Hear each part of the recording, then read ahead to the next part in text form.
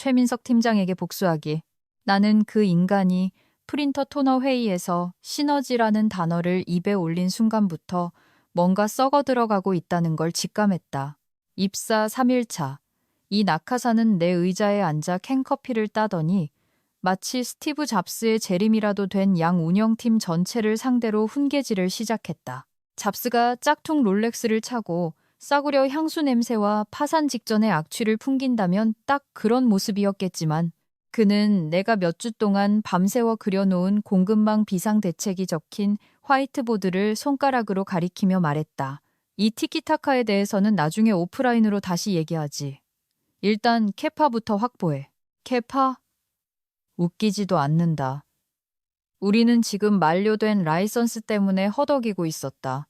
거래처 절반이 계약 위반 통지서를 보내겠다고 협박 중이었고 누군가 아마도 그 자식이겠지만 규정 준수 포털의 접속 로그를 몰래 수정하고 있었다. 하지만 나는 웃었다.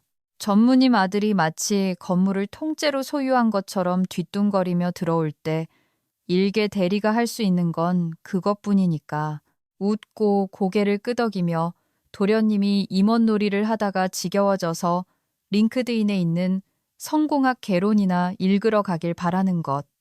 하지만 민석은 떠나지 않았다. 오히려 둥지를 틀었다.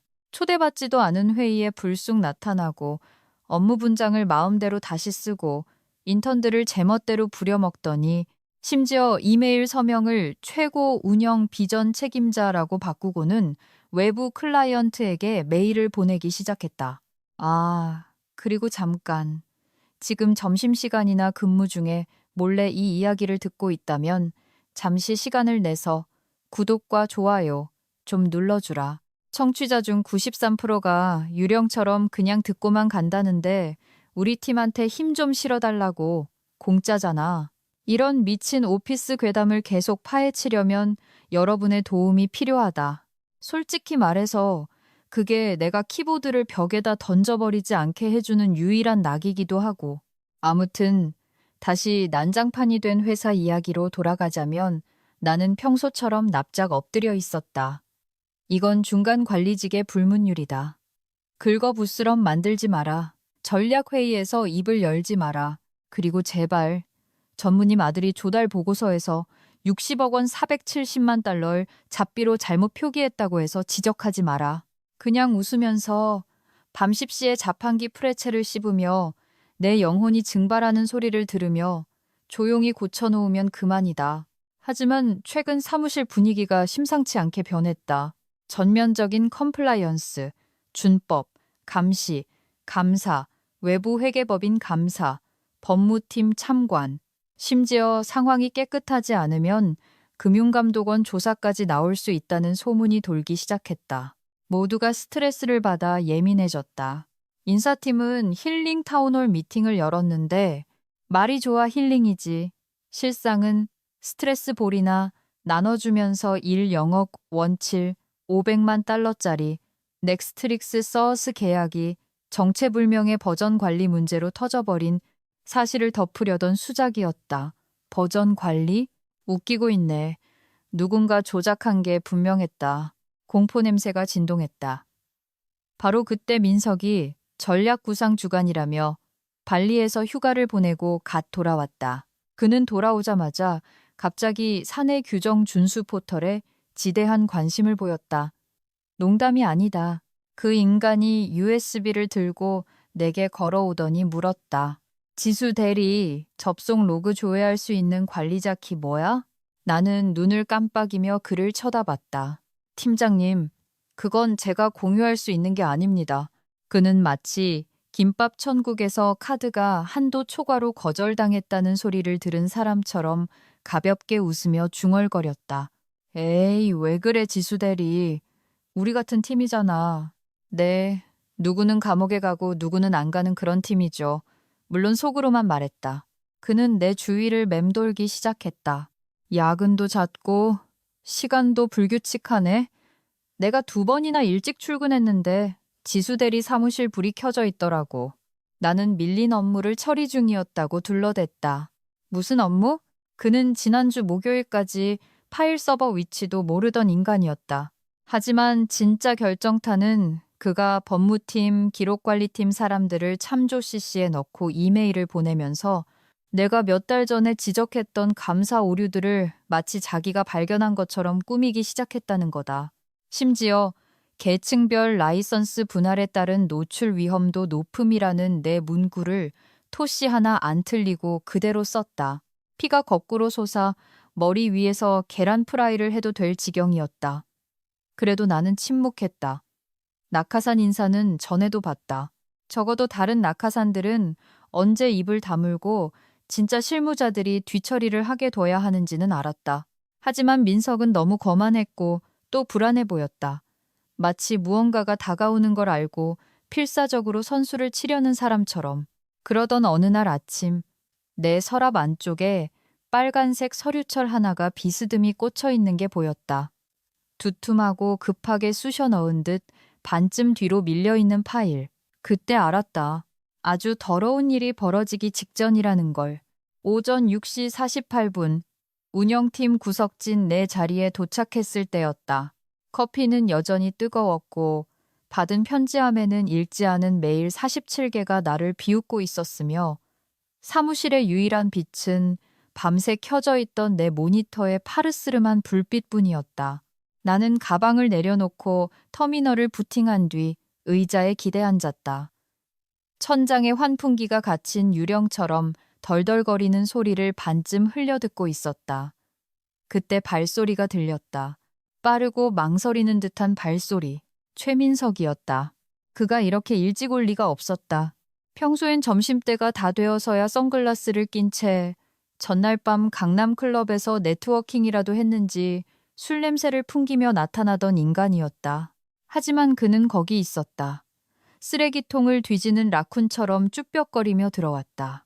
구겨진 면바지에 내 월세보다 비쌀 집업 니트를 입고서 나는 곁눈질로 그가 내 파티션을 지나쳐 속도를 줄이다가 다시 돌아오는 것을 지켜봤다. 좋은 아침, 그가 말했다. 5분 전까지 숙취와 사투를 벌이던 사람치고는 너무 명랑한 목소리였다. 나는 억지 미소를 지으며 고개를 끄덕였다. 일찍 오셨네요. 그는 내 눈을 피하며 어색하게 웃었다. 그러더니 아주 잠깐 내 책상 바로 앞에서 몸을 숙였다. 아래쪽 서랍이 부드러운 소리를 내며 닫혔다. 그는 뭔가 떨어뜨린 척하며 벌떡 일어나 옷매무새를 다듬고는 클라이언트 자료 어쩌고 웅얼거리며 탕비실 쪽으로 사라졌다. 나는 움직이지 않았다. 눈조차 깜빡이지 않았다.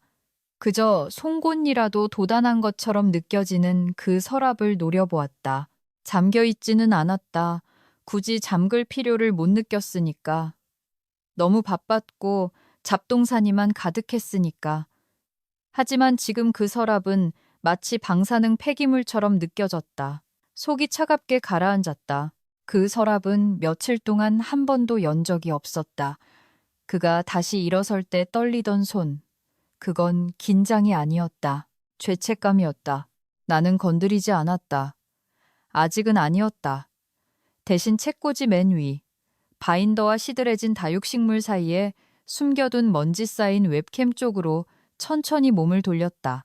사실 몇 달 전부터 그 카메라를 돌리고 있었다. 내 책상에서 USB가 사라졌다가 2주 뒤 분실물 보관소에서 포맷된 채 발견된 이후부터였다. 아무도 자백하지 않았고 총무팀은 내게 신뢰 구축 점심 세미나 쿠폰이나 줬다. 그래서 나만의 감시 시스템을 만들었다. 조용한 로컬 저장 방식, 클라우드는 안 썼다. 난 바보가 아니니까. 로그인해서 어젯밤의 정적을 빠르게 넘기고 오전 6시 43분에 화면을 멈췄다. 거기 있었다. 최민석. 아마도 아버지인 전무님의 사원증을 빌려 들어왔겠지. 그는 불안한 라쿤처럼 눈을 이리저리 굴리며 내 자리로 직행했다. 겨드랑이에는 두툼하고 광택이 도는 우리 회사 것이 아닌 빨간 서류철이 끼워져 있었다. 그는 내 서랍을 열고 그것을 쑤셔 넣은 뒤 쾅 닫았다. 그리고 내 소름을 돋게 만드는 짓을 했다. 그는 내 모니터를 배경으로 셀카를 찍었다. 아주 잠깐이었지만 그 재수 없는 미소가 보였다. 재무팀에게 현금 소진율이 뭔지 설명하려 들 때 짓던 그 표정, 그 순간 깨달았다. 이건 단순한 실수가 아니었다. 멍청한 낙하산이 가짜 엑셀 파일과 유행어로 임원놀이를 하는 수준이 아니었다. 이건 셋업, 함정이었다. 그것도 아주 노골적인 대학교 동아리 PPT보다도 허술한 짓거리였다. 하지만 내가 이걸 보지 못하고 7시 15분에 출근해서 서랍을 열고 그 파일을 발견하고 당황해서 법무팀에 신고라도 했다면? 그래, 그들은 나에게 모든 죄를 뒤집어 씌웠을 것이다. 아니, 여전히 시도할 것이다. 나는 의자에 기대 앉아 천천히 숨을 내쉬며 분노를 차갑고 깨끗한 무언가로 가라앉혔다. 그에게 따지지 않을 것이다. 소리 지르거나 인사팀에 신고하지도 않을 것이다. 아니, 나는 기다리고 지켜볼 것이다. 그리고 결정적인 순간 그 성냥불이 내 손가락이 아니라 그의 손가락을 태우도록 만들 것이다. 다음 날 아침, 나는 전쟁터에 나가는 복장으로 출근했다. 힐도 단화도 아닌 부츠. 뛰기 편하면서도 필요하다면 누군가의 목을 밟아버려도 될 만큼 묵직한 것으로, 화장은 최소한으로, 표정은 시체가 어디 묻혀 있고 어떤 삽을 썼는지 정확히 아는 여자의 그것처럼 무표정하게. 최민석은 당연히 늦게 나타났다. 10시 반쯤 한 손에는 아이스 아메리카노, 다른 한 손에는 블루투스 이어셋을 끼고 통화하는 척하며 들어왔다. 나는 부풀어 오른 자존심과 커피 냄새를 풍기며 지나가는 그를 지켜봤다. 그는 어떻게든 차지해버린 임시 임원실에 자리를 잡았다. 그는 불안할 때마다 하는 짓을 시작했다. 목소리를 높이는 것. 그는 누군가와 통화하며 부산지사 파트너에게서 긍정적인 답변을 받았다고 떠벌리고 있었다. 개소리였다. 부산 파트너는 민석이 경쟁사에게 실수로 계약서 초안을 보낸 뒤로 몇 주 전부터 연락을 끊었으니까. 하지만 복도에 있는 사람들은 그걸 알 필요가 없었다. 복도 사람들이 알아야 할 건 민석이 법인카드로 결제되는 고급 오마카세 집에서 점심을 먹으러 나가면서 서류 가방을 두고 갔다는 사실이었다. 그리고 그 가방은 마치 초대장처럼 책상 옆 의자 위에 이불 쩍 벌린 채 놓여 있었다. 나는 엘리베이터 도착음이 들리고 그의 목소리가 사라질 때까지 기다렸다. 그리고 움직였다. 망설임도 당황도 없이 정확하게 복도를 걸어 내려가 마치 원래 내 자리인 것처럼 자연스럽게 그의 사무실로 들어갔다. 문을 닫고 앉았다. 거기 있었다. 가짜 가죽 아니면 적어도 박음질은 노트북과 향수병, 그리고 아마 본인도 이해 못할 프린트물 10여 장이 쑤셔 박힌 가방. 나는 휴대폰을 꺼내 내용물이 들어가기 전의 상태를 타임스탬프가 찍히게 사진으로 남겼다. 그리고 아주 차분하게 내 토트백에서 어제 내 서랍에서 발견한 이후 지퍼백에 밀봉해 둔 아직 내 손에 온기가 남아있는 빨간 서류철을 꺼냈다. 그걸 가방 맨 위에 올려놓는다? 아니, 그건 너무 성의 없다. 나는 맥북 뒤쪽으로 마치 그가 급하게 챙기려다 잊어버린 것처럼 자연스럽게 삐져나오도록 끼워 넣었다. 의도적으로 보이게. 다시 타임스탬프 사진 촬영. 그리고 가방 지퍼를 닫고 끈을 조절한 뒤 마치 커피를 리필하러 왔던 사람처럼 내 자리로 돌아갔다. 민석이 비싼 회와 실패한 야망의 냄새를 풍기며 돌아왔을 때 나는 라이선스 보고서에 코를 박고 있었다. 눈은 모니터에, 귀에는 헤드폰을 끼고 나는 가방 따위는 신경도 안 쓰는 척했지만 사실은 보고 있었다. 그의 어깨에 들어간 미세한 긴장, 몇 분마다 내 책상 쪽을 힐끔거리는 눈초리, 내가 폭발하기만을 기다리는 눈치였다.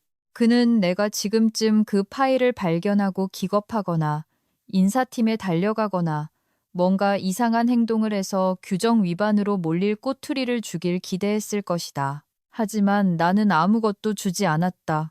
왜냐하면 지난주에 남의 컴퓨터에 컴플라이언스 포털 로그인을 켜둔 채 자리를 비운 건 내가 아니었으니까. 그래, 그런 일이 있었다. 월요일 오후 점심을 먹고 돌아와 보니 내 데스크톱이 켜져 있었고 마우스는 따뜻했다. 민석이 회의 준비 때문에 급하게 내 PC를 빌려 썼다가 로그아웃하는 걸 깜빡한 거였다. 나는 아무것도 건드리지 않고 화면을 잠근 뒤 다시 로그인했다. 하지만 화면이 어두워지기 전 나는 보았다. 사내 감사 시스템 탭이 열려 있었고 구석에는 그의 아이디가, 페이지에는 내 이름이 하이라이트된 접속 로그가 떠 있었다. 모든 증거가 거기 있었다. 마치 빵 부스러기를 흘려놓은 것처럼. 너무 멍청할 정도로 뻔해서 직장 동료에게 누명 씌우는 법, For Dummies 매뉴얼이라도 보고 한 짓 같았다. 그때 알았다. 이건 단순한 괴롭힘이 아니었다. 최민석은 그냥 아빠 힘자랑이나 하려는 철없는 도련님이 아니었다. 그는 절박했고 절박함은 사람을 멍청하게 만든다. 곧 닥쳐올 거대한 폭풍. 아마도 경영진 모두가 존재하지 않는 척 쉬쉬하던 그 일. 영억 원짜리 계약건에 대해 나를 희생양으로 삼으려는 것이었다. 그의 계획대로라면 나는 규정 위반자가 되고 모든 죄를 뒤집었을 터였다. 하지만 지금 그 증거물은 그의 가방 안에 있었고 내 기록은 깨끗했다. 타임스탬프, CCTV 영상, 목격자 없는 동선, 냉철한 준비까지 완벽했다. 그 순간 나는 선을 넘었다. 무죄에서 유죄로? 아니, 피식자에서 포식자로. 이제 시작이었다. 수요일 아침 사무실에는 불길한 기운이 감돌았다. 화장실에서 속닥거리게 만들고 닫힌 문을 오래 쳐다보게 만드는 그런 종류의 기운. 아무도 입 밖으로 내지는 않았지만 우린 모두 느꼈다. 뭔가 오고 있었다. 남쪽 출입구에 표시 없는 승합차가 주차되었다. 법무팀 사람들이 임원실 복도를 서성이는 게 목격됐다. 누군가는 3년 동안 본사에서 본 적 없는 준법감시 이사가 엘리베이터에 탄 걸 봤다고 맹세했다. 컴플라이언스 감사라는 단어가 사무실 의자 밑을 기어다니는 독사처럼 평범한 대화 속에 스며들었다. 점심때쯤 공식화되었다. 이번 주 내로 내부 감사가 예정되었다는 것, 날짜는 없었다. 그저 인사팀에서 내려온 메모 한 장뿐이었는데 공지라기보다는 경고장에 가까웠다. 민석은 무너지고 있었다. 매력적인 척하던 가면을 벗어던지고 눈에 띄는 사람마다 닥치는 대로 쏘아붙였다. 보고서 차트 색깔이 마음에 안 든다며 인턴에게 소리를 질렀다. 엑셀 차트 서식 좀 맞추고 있는 애한테 말이다. 민석은 인턴의 손에서 마우스를 쳐서 날려버리고는 교육 차원이었다는 듯 굴었다. 나에게는 말 한마디 걸지 않았다. 눈길 한 번, 헛기침 한 번 주지 않았다. 방울뱀이 또아리를 틀고 있는 키보드처럼 내 책상을 피해 다녔다. 좋아, 맘껏 불안해해라. 나는 포커페이스를 유지했다.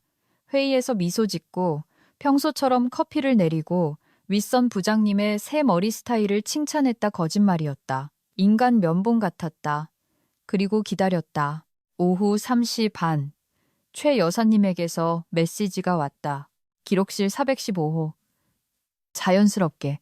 최 여사님은 운영팀 누구보다 이 회사에 오래 있었다. 어떤 파일이 어디에 있고 누가 접근 권한이 있으며 제출 마감일 이후에 어떤 버전이 실수로 수정되었는지 꿰뚫고 있는 분이었다. 그녀는 3년 된 PDF 파일의 꼬릿말만 보고도 뭐가 빠졌는지 알아맞히는 사람이었다. 나는 가짜 서류철을 하나 들고 멀리 돌아 기록실 쪽문으로 들어갔다. 그녀는 이동식 서가 옆에서 자판기 커피를 마시며 전 남편이 마루 밑에 뭘 숨겨놨는지 정확히 알고 있는 사람 같은 표정으로 서 있었다. 나한테 들었다고 하지 마. 그녀가 서론 없이 말했다. 누군가 라이선스 아카이브 파일 날짜를 조작하고 있어. 나는 눈을 깜빡였다. 최근에요? 2주 전부터 시스템상으로는 검증됨이라고 뜨는데 타임스탬프랑 수정 로그가 안 맞아. 메타데이터까지는 감사 안 할 거라고 생각했는지 아주 허술하더라고. 나는 대답하지 않고 눈썹만 치켜 올렸다. 그녀가 커피를 한 모금 마셨다. 자기가 요청하지도 않았는데 최근에 추가된 공유 드라이브가 있는지 확인해봐. 벽돌로 머리를 맞은 것 같았다. 자리로 돌아와 내 사원증 출입 기록을 조회했다. 인사팀은 안전을 위한 거라고 했지만 우린 구조조정 때 쓰려는 핑계라는 걸 알고 있었다. 지난 10일간의 기록을 살폈다. 거기 있었다. 2번의 야간 출입 기록. 밤 9시 43분, 새벽 12시 17분. 나는 두 번 다 집에 있었다. 넷플릭스를 보며 남은 배달 음식을 먹고 동생이랑 문자를 하고 있었다. 하지만 시스템상으로는 내 사원증이 5층 서버실에 접근한 것으로 되어 있었다. 내 사원증이. 화면을 노려보았다. 심박수가 한 단계 올라갔지만 공포는 아니었다. 리스크 재계산이었다. 누군가 내 사원증을 복제했거나 관리자 권한을 가진 누군가가 로그를 위조했다. 둘 다 좋은 신호는 아니다. 그리고 민석 그에게는 권한이 있었다.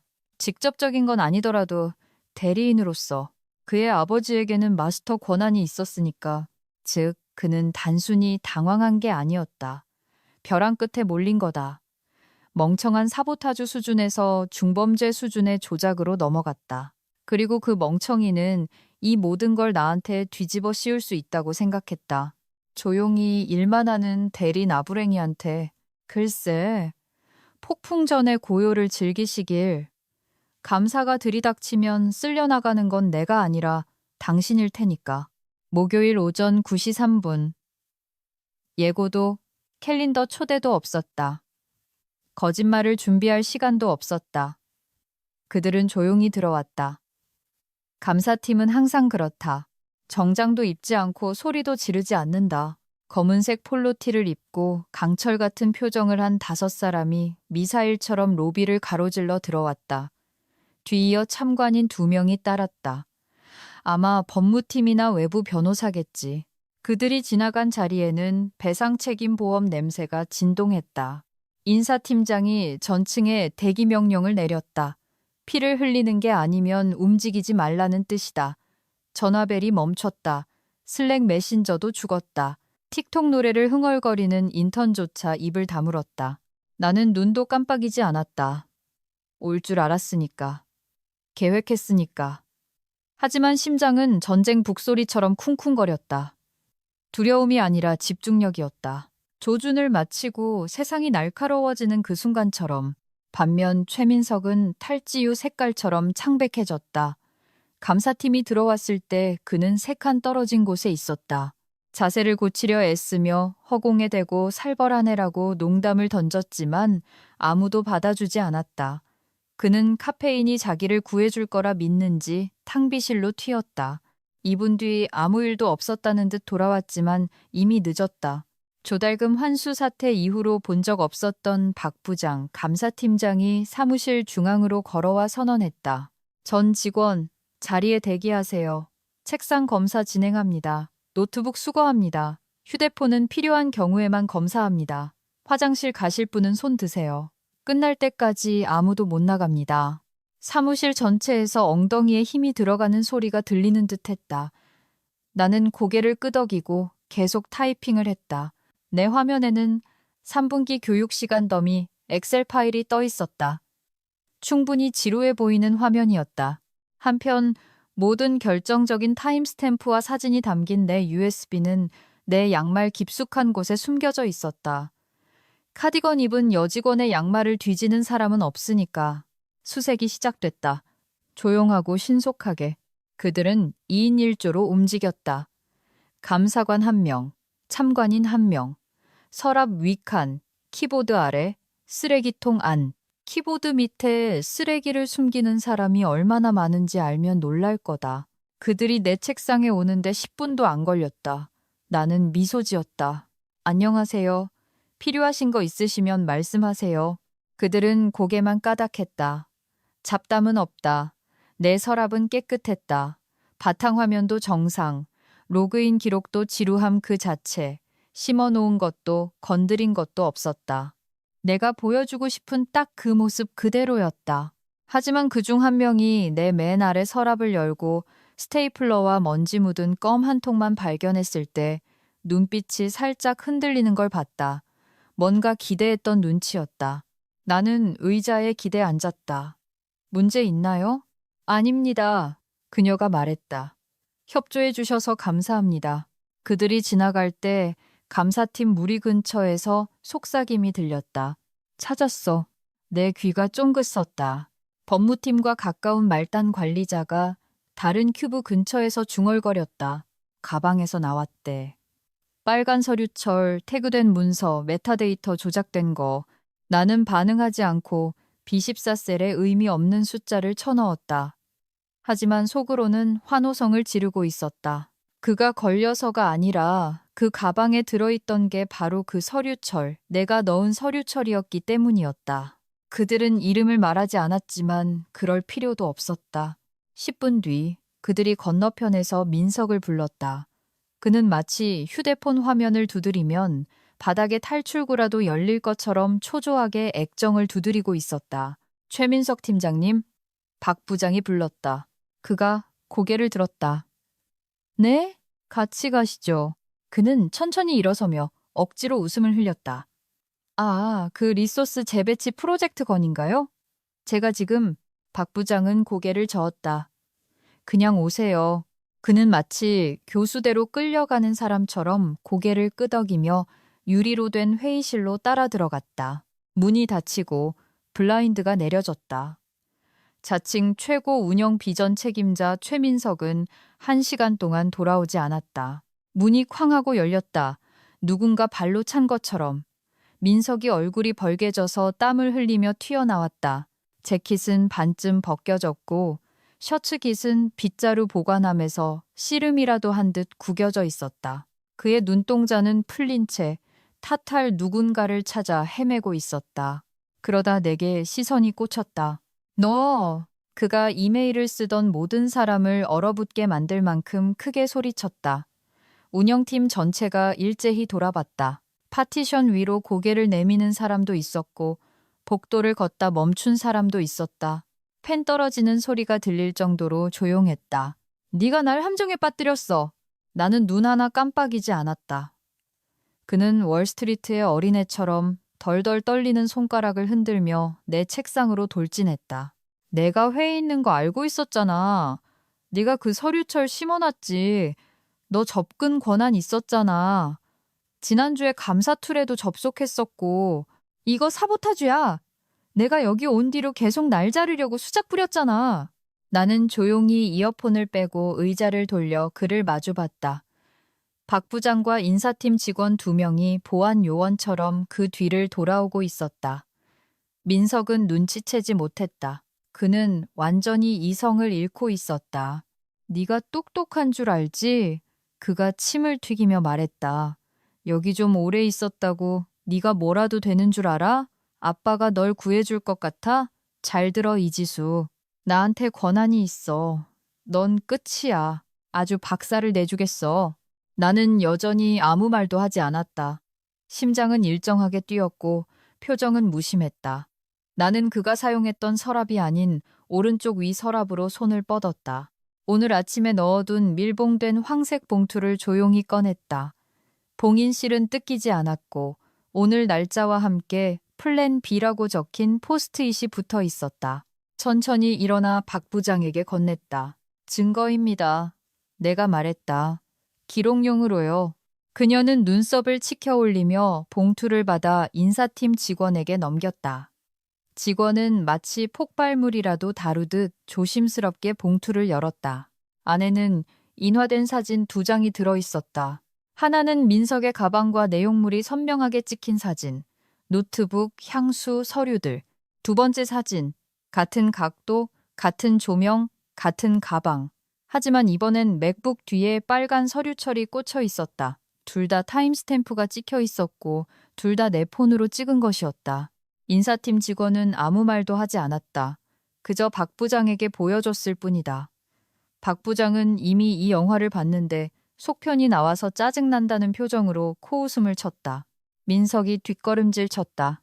그게 뭐야? 그가 쉰 목소리로 말했다. 그건 아무것도 증명 못해. 조작했을 수도 있잖아. 그건 증거 보존 절차에 안 맞아. 그건 본인 가방을 공용 공간에 방치하셨네요. 박 부장이 무미건조하게 말했다. 관리 소홀입니다. 본인만 소유했다고 주장하셨는데 이제 그 주장에 분쟁의 소지가 생겼네요. 아니, 제가 내 물건을 뒤졌다니까요. 지난주에 내 노트북에도 접속했어요. 박 부장은 그를 쳐다보지도 않았다. 이지수 대리는 당신 계정으로 로그인한 적이 없습니다. 확인했습니다. 우리가 발견한 건 이지수 대리 데스크톱에 당신 프로필로 활성화된 세션이 30분 동안 방치되어 있었다는 사실뿐입니다. 아마 그것도 제가 염력으로 심어놨나 보네요.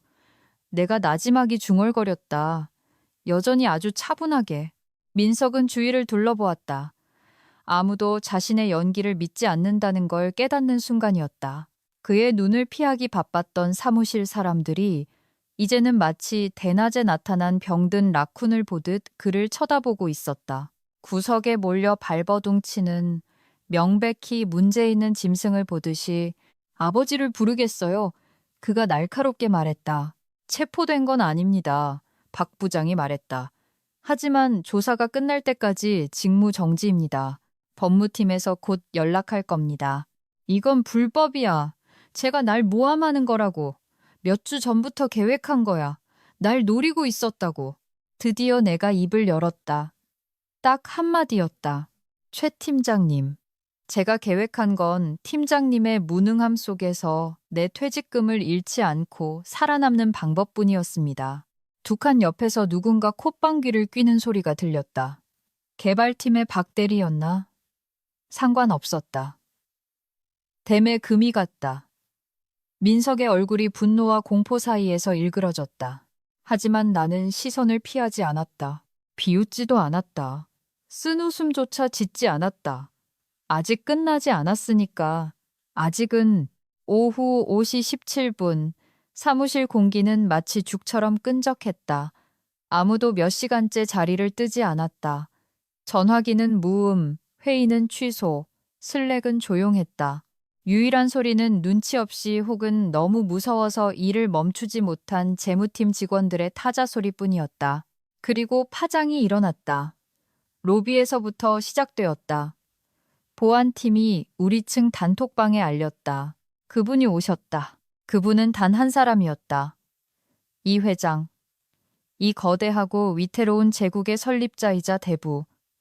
그는 지난 6개월 동안 우리 층에 온 적이 없었다. 지방에 있는 전략 벙커에서 통치하는 걸 선호했고 누군가 죽거나 회사가 망할 위기가 아니면 좀처럼 올라오지 않는 분이었다. 몇몇 사람들이 프레리독처럼 파티션 너머로 고개를 내밀었다. 나는 그러지 않았다. 그가 왜 왔는지 알았으니까. 그는 들어오면서 아무에게도 말하지 않았다. 박 부장에게 짧게 고개를 끄덕이고 법무팀에게 눈인사를 한 뒤 커피를 마시기도 전에 부서 하나를 통째로 날려버릴 기세로 대회의실로 사라졌다. 우리는 기다렸다. 20분이 지나고 30분이 지났다. 오후 6시 2분 문이 다시 열렸다. 회장님이 나왔다. 재킷은 벗었고 소매는 걷어붙였으며 화가 난 표정이었다. 소리 지르는 분노가 아니었다. 더 차갑고 계산된 깊숙이 도려내려는 외과 의사 같은 분노였다. 모두가 얼어붙었다. 반쯤 일어선 사람도 있었다. 누군가 펜을 떨어뜨렸고 또르르 굴러가는 소리가 타일 바닥을 울렸다. 이 회장은 아무도 직접 쳐다보지 않았다.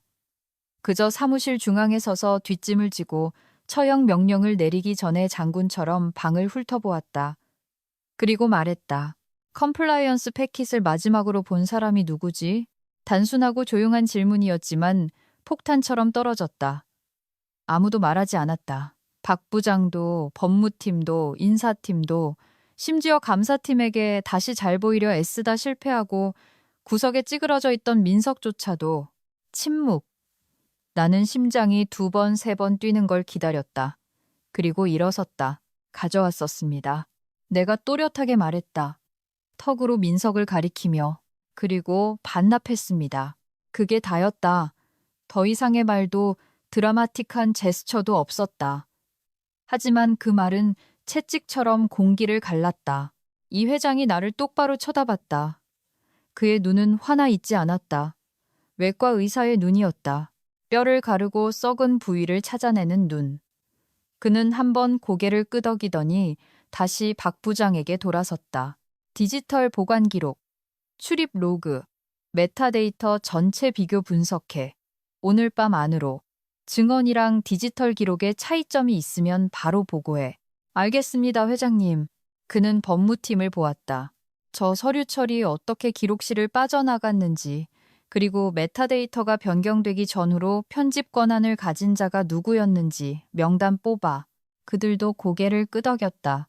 마지막으로 그의 시선이 민석에게 머물렀다. 한마디 말도 알아보는 눈빛도 없었다. 그저 침묵, 아주 긴 침묵. 그리고 그는 등을 돌려 다시 대회의실로 들어갔다. 블라인드가 내려졌다. 민석은 토할 것 같은 표정이었다. 그리고 나는 자리에 앉았다. 차분하고 조용하게.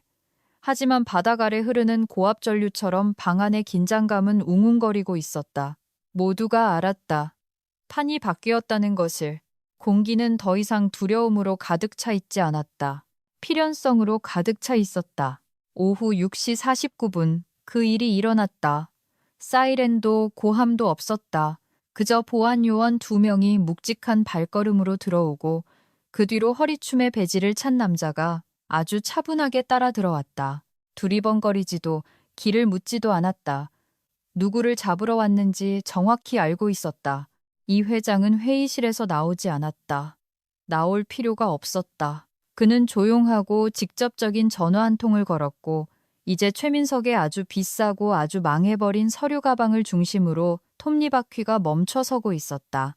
요원들은 잭해머처럼 다리를 떨며 앉아있는 민석의 자리로 곧장 향했다. 민석은 그들을 보고 너무 급하게 일어나는 바람에 값비싼 의자를 넘어뜨릴 뻔했다. 잠깐. 이게 뭐야? 무슨 일이야? 그가 마치 인사고가 몰래카메라라도 되는 양 웃으려 애쓰며 말했다. 네모난 얼굴에 서류철을 든 선임 요원은 웃지 않았다. 최민석 씨? 네. 그가 어깨를 펴며 인사팀 쪽을 힐끔거렸다. 누가 와서 구해줄 거라 기대하는 눈치였다. 아무도 오지 않았다. 기업횡령, 증거인멸 및 데이터 무결성 위반 혐의로 임해 동행합니다. 변호사를 선임할 권리가 있습니다. 개인 소지품 챙기세요. 민석의 얼굴에서 가짜 매력이 싹 빠져나갔다. 이거 미친 거 아냐? 그가 쉰 목소리로 쏘아붙였다. 나를 연행한다고? 내가 이 부서 책임자야. 이건 정치질이라고. 마녀사냥이야. 그는 사무실을 둘러보며 우군을 찾았다. 아무도 없었다. 그러다 그의 눈이 나에게 꽂혔고 말로 달려들었다. 물리적으로 덤비진 않았지만 순간 뭔가를 집어던질 것 같았다. 얘야, 얘라고! 그가 물에 빠진 사람처럼 손가락질하며 소리쳤다. 이지수, 제가 심어놓은 거야. 몇 주 전부터 날 노렸다고. 제 기기 조사해봐. 기록 조작하고. 그녀는 아무것도 심지 않았습니다. 박 부장이 법무팀과 함께 나서며 말을 잘랐다. 출입카드 로그, 접속 데이터, CCTV 영상, 교차 검증된 타임스탬프까지 다 있습니다. 최민석 씨, 당신이 만진 규정 준수 파일의 모든 버전을 대조했습니다. 당신 가방에 있던 것까지 포함해서요. 사내 변호사가 나섰다. 얇고 지루한 목소리, 마치 뻔한 결말 리스트의 6번째 항목을 읽는 듯 했다. 그는 황색 서류철을 열고 건조하게 읽어내려갔다. 무단 파일 복제 다수, 편집 기록 불일치, 당신의 사내 아이디와 연결된 미할당 샌드박스 서버 접속 기록. 증거는 차고 넘칩니다. 민석의 입이 벌어졌지만 소리는 나오지 않았다. 그가 쪼그라드는 게 느껴졌다. 그 모든 허세와 가오가 날것의 공포로 무너져 내렸다. 나는 그럴 의도가. 하지만 너무 늦었다. 요원이 정중하게 그의 팔꿈치를 잡았다. 이쪽입니다. 그는 뿌리치려 했다. 아니, 실수하는 거야. 이건 함정이야. 이러면 안 돼. 나도 내 권리가 있다고. 그들은 대꾸하지 않았다. 그저 그를 끌고 나갔다. 엘리베이터 쪽으로 멀어질수록 민석의 목소리가 메아리 쳤다. 제가 꾸민 짓이야. 제가 그랬어. 안 끝났어. 들려? 안 끝났다고. 문이 닫혔다. 침묵이 돌아왔다. 박수는 없었다. 숨소리도 없었다. 그리고 천천히. 나는 책상 뒤에서 일어났다. 팔짱을 끼고 허리를 꼿꼿이 펴고 표정은 비워둔 채 혼돈의 소용돌이 속 유일하게 고요한 점처럼 나는 말하지도 비웃지도 눈을 깜빡이지도 않았다. 그럴 필요가 없었으니까. 진실이 이미 나 대신 비명을 질러주었으니까. 다음 날 아침 8시 12분 호출이 왔다.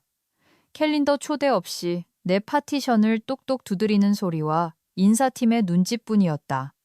회의실 A. 복도를 걷는 기분은 비현실적이었다. 지나갈 때마다 모두가 고개를 들어 쳐다봤다. 호기심, 조심스러운 존경, 그리고 한 인터넷 액션 영화 주인공을 보는 듯한 노골적인 경외심. 문은 이미 열려 있었다. 안에는 이 회장, 법무팀 멜리사 변호사, 그리고 박 부장이 있었다. 의자 3개, 봉투 하나, 인사 고가표도, 인사팀 팜플렛도 없이 그저 커피와 결정적인 침묵만이 감돌았다. 나는 손을 가지런히 모으고 앉았다. 이 회장이 나를 한참 동안 바라보다가 작게 고개를 끄덕였다. 자네가 처리했더군. 그가 조용히 말했다. 대부분의 임원보다 낫더군. 박 부장이 덧붙였다. CCTV, 로그 조정, 접속 보고서 다 검토했어요. 외과 수술처럼 정교하더군요. 해석의 여지를 남기지 않았어요. 멜리사 변호사가 파일을 넘기며 끼어들었다. 바로 그 점이 최민석의 주장이 먹히지 않게 만든 결정적인 요인이었죠. 만약 감정적으로 대응했거나 인사팀에 먼저 갔다면 상황이 아주 다르게 흘러갔을 겁니다. 나는 아무 말도 하지 않았다. 그들이 내가 알고 있다는 걸 이미 알고 있었으니까. 이 회장이 테이블에 팔꿈치를 괴고 몸을 앞으로 숙였다. 자네에게 제안하고 싶은 자리가 있네. 내부 감사팀 선임 분석관, 유연 근무, 성과급 별도, 전권 위임. 좋은 제안이었다. 하지만 6주나 늦은 제안이었다. 나는 정중하게 미소 지었다. 민석과의 회의에서 짓던 가짜 미소가 아니었다. 진짜 뼈가 있는 미소였다. 감사합니다. 하지만 다른 제안을 이미 수락했습니다. 멜리사가 눈썹을 올렸다. 어디인지 물어봐도 될까요? 민간 컴플라이언스 컨설팅 펌입니다. 내가 말했다. 규모는 작지만 커피가 훨씬 맛있거든요. 박 부장이 씩 웃었다. 이 회장은 인정한다는 듯 천천히 한번 고개를 끄덕였다. 아쉽군. 그가 말했다. 글쎄요. 내가 대답하며 일어섰다. 회의실을 걸어 나오는 내 뒤로 발소리가 울렸다. 자리로 돌아오니 박스가 반쯤 쌓여 있었다. 드라마틱할 건 없었다. 필수품들 뿐.